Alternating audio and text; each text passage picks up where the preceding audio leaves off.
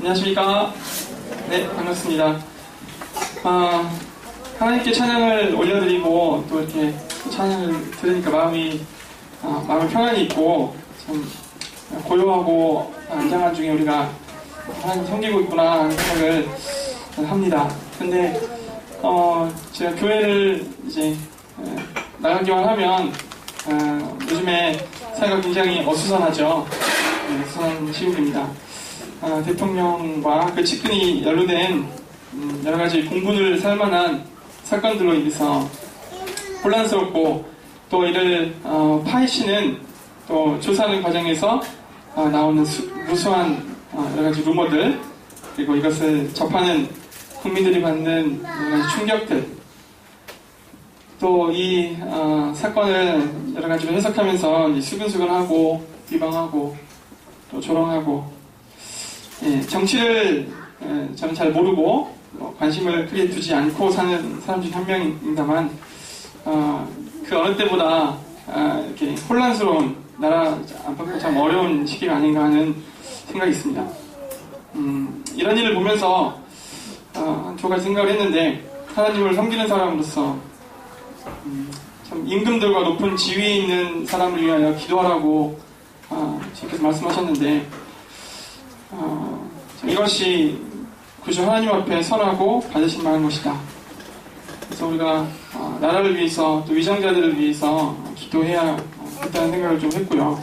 또 복음을 또 오늘 시간 전하는 입장에서 저는 그 요한복음 8장 그 간음 중에 잡혀나온 그 여인이 떠오르더라고요. 그 사건과 또 이번 일련의 일들이 오버랩 되면서 간음 중에 잡힌 그 여인이 명백하게 잘못을 했고 정죄를 받아야 하는 그 상황에서 그 당시 율법으로는 정말 돌에 쳐서 죽임을 당해야 하는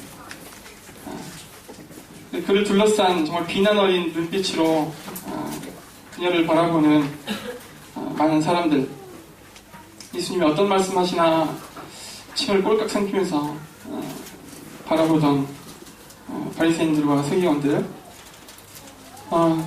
주님께서 어떻게 말씀하셨죠? 너희 중에 죄 없는 자가 먼저 돌을 치라. 그 짧은 한마디에 거기에 몰려있던 많은 사람들이 하나둘씩 자리를 비워 떠나는 모습을 우리가 보았고 저는 그런 장면이 떠올랐습니다.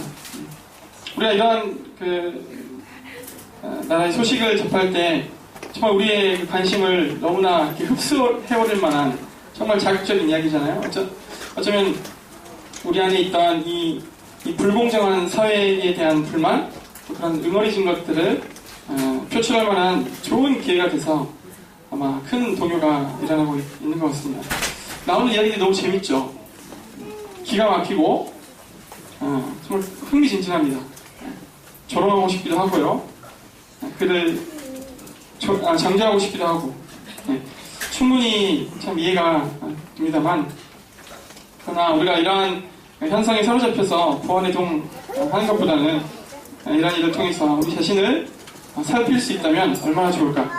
특별히 오늘 이 시간과 관련해서 우리 하나님 앞에 우리 모두가 죄인이라는 사실을 철저하게 깨달을 수 있게 되기를 소원하는 마음이 있었습니다.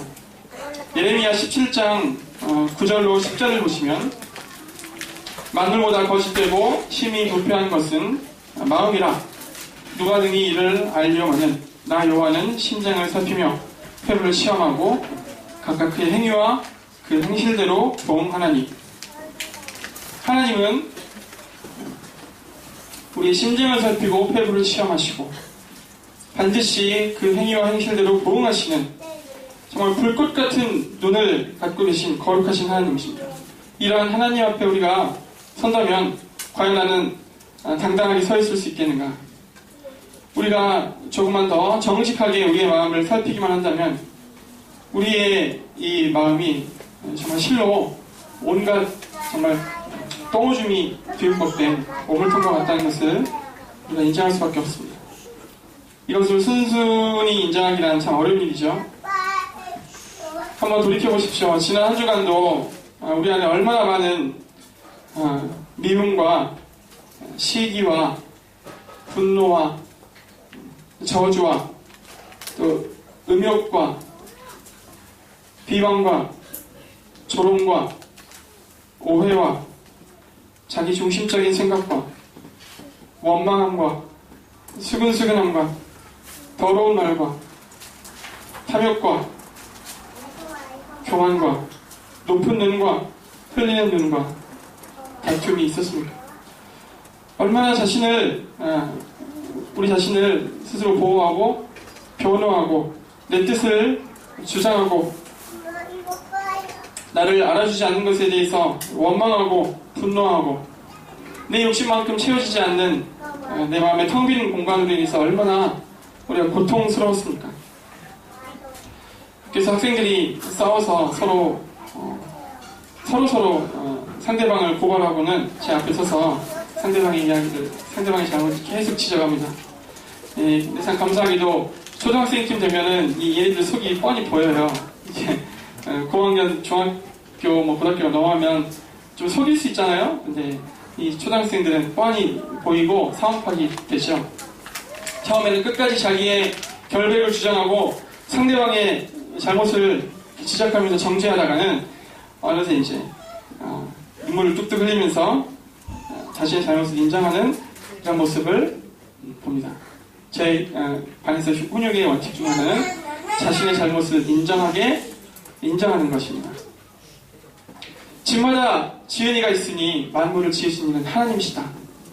창세로부터 그의 보이지 아니하는 것들 곧 그의 영원하신 능력과 신성이 그의 만드신 만물에 분명히 보여 알려졌나니 그러므로 그들이 핑계치 못할지니라.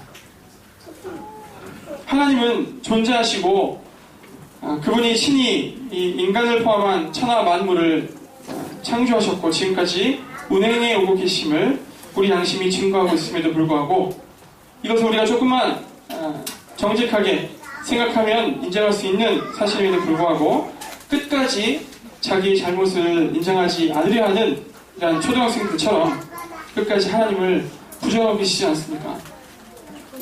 또 그렇게 살아온 자신의 삶을 정당화하려는 시도를 여러분 아직도 하고 계신가요? 그렇다면 겸손히 하나님의 말씀 앞에 나오시기를 부탁을 드립니다. 사회는 점점 발전하고 점점 더 풍요로워지고 교육 수준은 점점 높아지지만 사람은 개선되지 않고 사회는 더더욱 개선되지 않고 오히려 점점 더 악을 향해 치달아가고 있습니다. 이 세상에 속한 어떤 그 무엇으로도 나아질 수 없다. 우리에게 영원한 만족을 주리라 약속했던 돈과 명예와 이런 쾌락들도 가져보고 누려보니 이것이 신기루와 같은 허상이었더라. 그 무엇도 사람의 영혼에 진정한 만족을 줄 수 없다는 사실을 우리가 깨닫게 됩니다.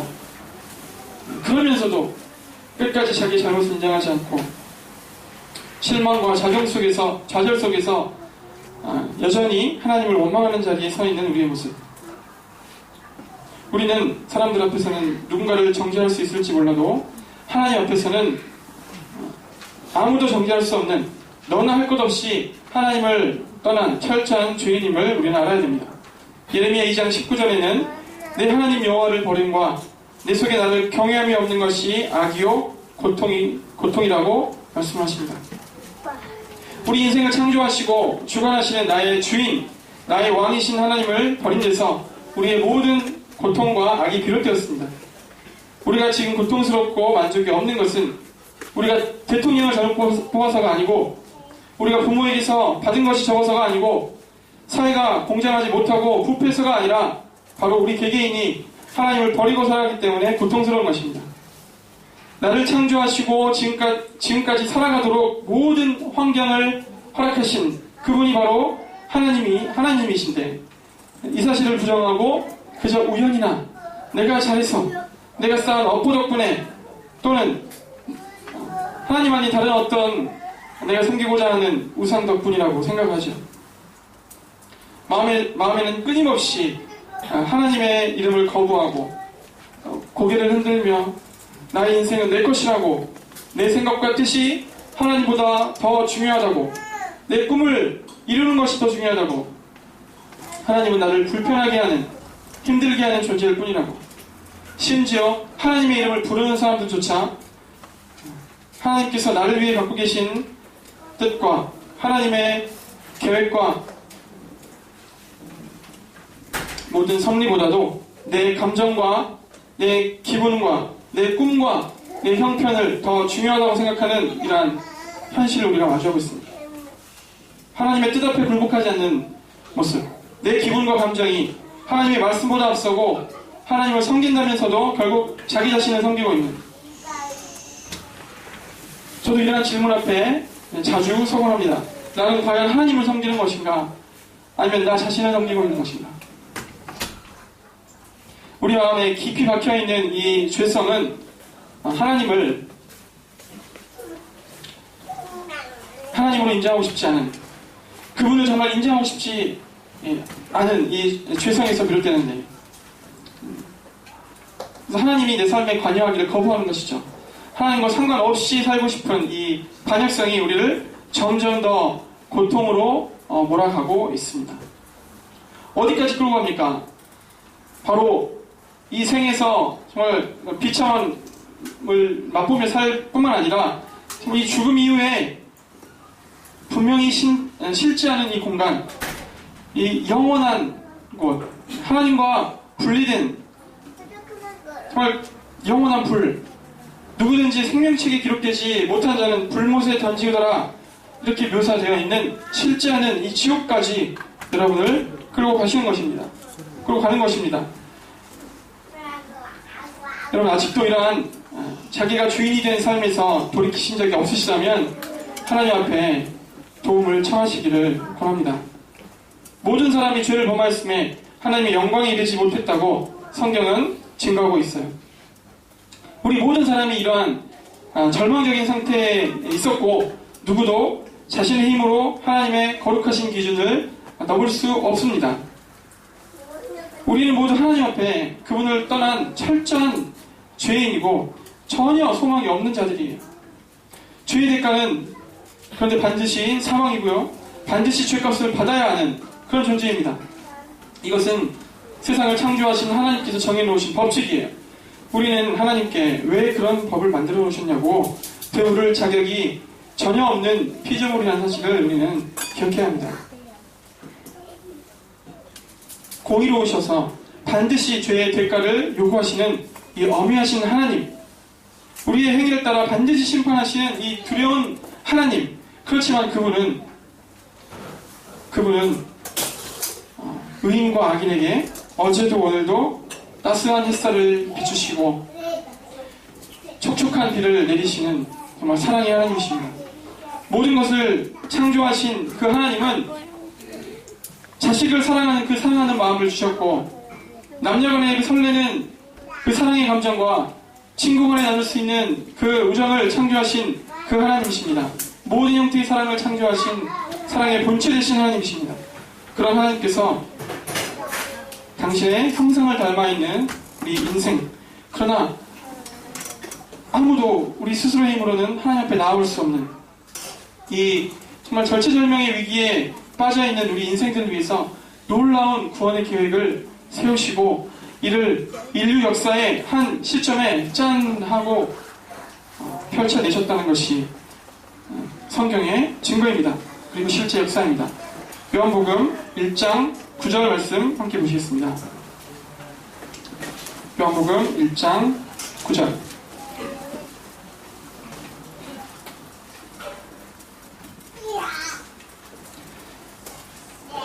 읽겠습니다. 1장 9절. 그는 참 빛, 곧 세상에 와서 각 사람에게 비추는 빛이 있었나니 그가 세상에 계셨으며 세상은 그로 말미암아 지은 바 되었을 때 세상이 그를 알지 못하였고 자기 땅에 오매 자기 백성이 영접하지 아니하였으나 영접하는 자 곧 그 이름을 믿는 자들에게는 하나님의 자녀가 되는 권세를 주셨으니. 두 장 넘기셔서 3장 16절 보시겠습니다. 함께 읽어볼까요? 같이 읽어보겠습니다. 시작. 하나님이 세상을 이처럼 사랑하사 독생자를 주셨으니 이는 그를 믿는 자마다 멸망하지 않고 영생을 얻게 하려 하심이라. 이 칠흑같이 어두운 이 소망 없는 이 어두운 세상의 빛으로 표현되신 이분, 바로 예수 그리스도, 그를 믿는 자마다 하나님의 자녀가 되고 영생을 얻게 된다는 하나님의 약속을 우리에게 해주고 계십니다. 그런데 문제는 그분이 이 세상에 오셨을 때 너무나 평범하게, 아니요, 오히려 너무나 초라한 모습으로 이 세상에 오셨습니다. 그래서 그를 어떻게 받아들여야 하는가에 대한 의견들이 분분했어요. 의혹이 꼬리에 꼬리를 물었습니다. 심지어 예수님을 가까이서 따르던 사람들도 이분이 과연 하나님이 보내신 분이 맞나 하는 의심에 휩싸일 정도로 완전한 한 인간으로 이 세상에 오셨던 것입니다. 그러나 그분이 나타내신 여러 가지 이적과 보여주신 삶의 모습과 하셨던 여러 가지 교훈들은 놀랍기 그지없는 완전한 것들이었어요. 그럼에도 불구하고 예수님은 사람들의 미움을 받았고 거부를 당했습니다. 사람들의 바람과는 달리 십자가에 달리는, 그래서 죽음을 맞이하는 이해할 수 없는 상황을 당하게 됩니다. 살아생전에 그분의 말씀은 하나같이 정말 평범한 사람이거나 어떤 이들이 말하는 것처럼 사이비 교주라면 결코 할 수 없는 내용들이었습니다. 원수를 사랑하라. 너희는 먼저 그의 나라와 그의 의를 구하라. 내가 의인을 부르러 온 것이 아니라 죄인을 부르러 왔다. 수고하고 무거운 짐진 자들아 다 내게로 오라. 내가 너희를 쉬게 하리라. 내가 길과 진리와 생명이니 나로 말미암지 않고는 아버지께로 올 자가 없다. 내가 주는 물을 먹는 자마다 영원히 목마르지 않을 것이다. 내 말을 듣고 또 나 보내신 이를 믿는 자마다 영생을 얻었다. 나는 생명의 떡이니 내게 오는 자는 결코 줄이지 아니할 것이다. 나는 부활이요 생명이다. 나는 세상의 빛이다.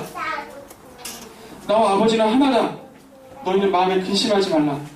하나님을 믿으니 또 나를 믿으라. 나를 본 자는 아버지를 보았다. 내 이름으로 무엇을 구하든지 내가 주겠다고 이렇게 말씀하셨습니다. 그뿐만이 아니에요.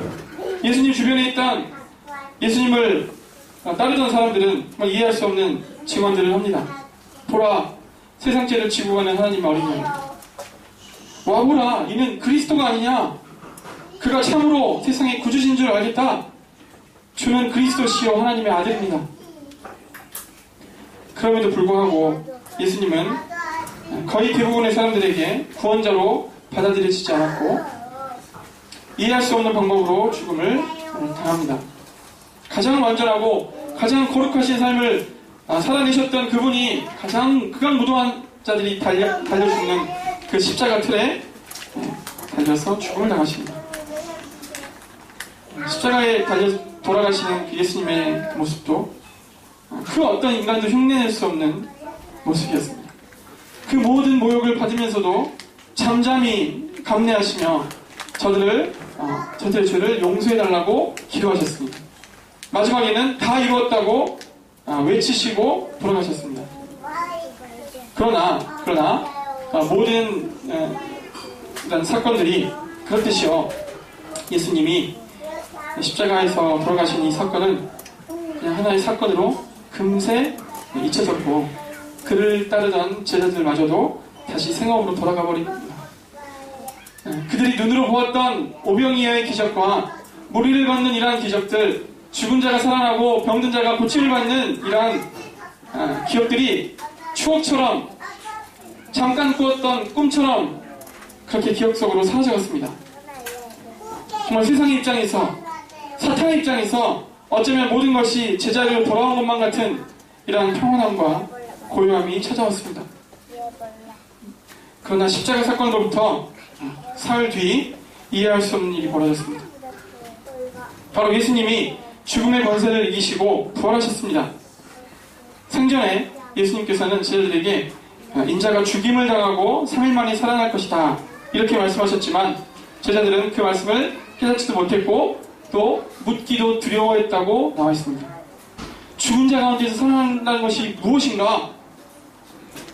그런데 그 말씀대로 예수님께서 다시 살아나신 거예요. 그리고 40일 동안이나 함께하면서 예수님의 제자들 그리고 500여 형제들에게 자신을 나타내셨습니다. 그 증인들이요, 예수님을 확신하고 목숨 걸고 예수님을 증거합니다. 그분이 하나님이시다. 죽었다가 살아나신 그분이 하나님이시다. 그분이 이 세상에 사람의 몸으로 오셨다. 이 세상에 오신 것은 바로 여러분과 나의 죄를 위하여 오신 것이다. 십자가의 그 죽음은 바로 나의 죄를 지고 죽으신 죽음이다. 이렇게 그 확신 가운데 증거했고, 지금 우리에게까지 이렇게 전해져 오면서 우리는 그들의 수고와 그들의 희생의 열매를 먹고 있습니다. 절망과 낙심 중에 있었던 이 제자들은 예수님의 부활을 마주하면서 우리와 함께 있었던 그 초라해 보였던 한 인간, 그 예수가 진짜 하나님이셨구나. 나를 창조하시고 내 인생의 주권을 갖고 계신 나의 왕이셨다는 사실을 이들은 깊이 깨달았습니다. 부활하신 예수님을 통해서 이분이 바로 인류의 죄를 위해 오신 분이란 이 사실을 확신할 수 있었던 거예요. 사도 요한이, 침례 요한이 세상 죄를 지고 가는 하나님의 어린 양이라고 했던 그 말을 이해할 수 있었던 것입니다. 더 나아가서 예수님이 진정 하나님이시라면 그분이 오신 것은 인류의 죄를 대속하기 위함이었고, 그분의 죽음은 그분이 하나님이시라면 이 모든 인류의 죄를 씻고도 나음이 있는 희생이요 죽음이라는 것을 깨닫게 되었습니다. 하나님이 예수님의 그 십자가의 대속의 죽음을 통해서 우리 인생의 모든 죄를 깨끗하게 도말하셨다는 사실을 그분의 부활을 통해 확신할 수 있었습니다. 하나님께서 그 제사를 흡족하게 여기셨다는 사실을 확신할 수 있었습니다. 바로 부활을 통해서요. 이 예수님의 제자 도마는 그제서야 부활하신 주님을 만나 뵙고서야 나의 주시오, 나의 하나님이시라고 고백하고 자신의 삶을 완전히 헌신하면서 결국 예수님을 위해 순교합니다. 뿐만 아니라 다른 대부분의 제자들도 예수님의 부활을 목격한 이후에 정말 실제적인 변화가 있었습니다. 그들은 모두 하나같이 예수님의 부활을 전했고, 예수님의 부활에 담긴 의미가 무엇인가를 설명했습니다. 바로 그것은 부활하신 그 예수님이 하나님이시고 내 삶의 주인이시며 왕이란 사실이며, 그분이 세상의 죄를 위하여 죽음을 경험했다는 것은 내 죄를 포함한 온 세상의 죄값을 치르는 죽음이라는 사실이었습니다. 이 예수님을 하나님으로 알지 못하고 살았던 무수한 세월들이 얼마나 하나님 앞에 큰 죄였는가. 이 죄를 회개하고 나를 위해 죽어주신 예수님 앞에 자신의 인생의 주권을 맡겨드리고 살아가는 삶, 이것이야말로 우리 인생의 본분이라는 것을 깨닫는 것이었어요. 부활은 모든 사람에게 예수님의 하나님 되심과 그분의 세상에 오신 목적과 그분이 십자가에서 이루신 대속 사역이 얼마나 완벽한 것인지 확증해주는 사건이었습니다. 모든 사람에게 믿을 만한 증거가 되었죠. 하나님의 완전한 대속을 확신할 수 있는 근거가 되었습니다. 내가 얼마나 이토록 잘못된 삶을 살았는가 하는 그 사실을 깨달을 수 있는, 그 사실을 확신할 수 있는 근거도 되었습니다. 그분의 부활은 하나님과 예수님을 부인하는 사람들을 정죄하고 하나님의 우리를 향하신 사랑을 확증하고 예수님의 희생이 우리 죄를 얼마나 완전히 대속하였는가를 증거하는 확실한 증거가 되어주었습니다. 더 나아가서 부활하신 예수님이 여전히 나와 함께 하시고 내 삶의 주권을 행사하기를 원하시고 우리를 생명의 길로, 의의 길로 인도하시기를 원하신다는 사실입니다. 이것이 하나님께서 우리에게 주신 복음입니다. 로마서 10장 9절 말씀 보시고 마무리합니다. 로마서 10장 9절입니다.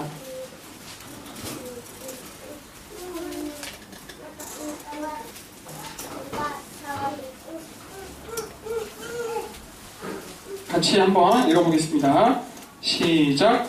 내가 만일 내 입으로 예수를 주로 시인하며 또 하나님께서 그를 죽은 자 가운데서 살리신 것을 내 마음에 믿으면 구원을 받으리라. 예수를 2000년 전에 죽었다가 다시 살아나셔서 부활 승천하신 그 예수를 여러분의 주인으로 시인하시지 않겠습니까? 그분이 십자가에 달려 죽으시고 부활하셨다는 이 사실이 얼마나 많은 것을 함축하고 있는지 여러분 진정으로 한번 생각해 보시기 바랍니다. 하나님을 찾고 예수님을 찾고 예수님으로 말미암아 구원을 얻은 사람들, 주님을 만난 사람들은 그들의 하나님을 대적했던 그런 마음들이 완전히 무너진 자들이었습니다. 내가 정말 잘못 살았구나. 내가 지식으로 안다고 생각했던 그 예수라는 인물이 진실로 하나님이었구나. 나의 창조주, 나의 왕, 나의 주권자이시구나. 내 생각, 내 감정, 내 인생의 꿈과 야망보다 더 중요하고 크시고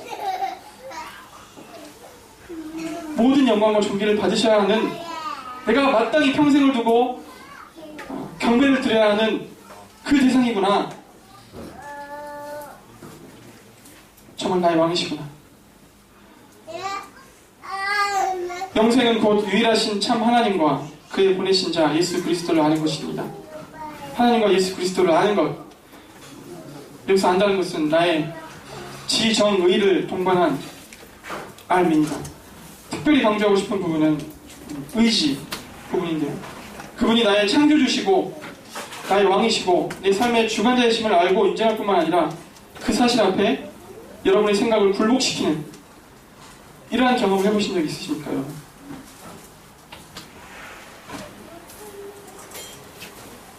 하나님 앞에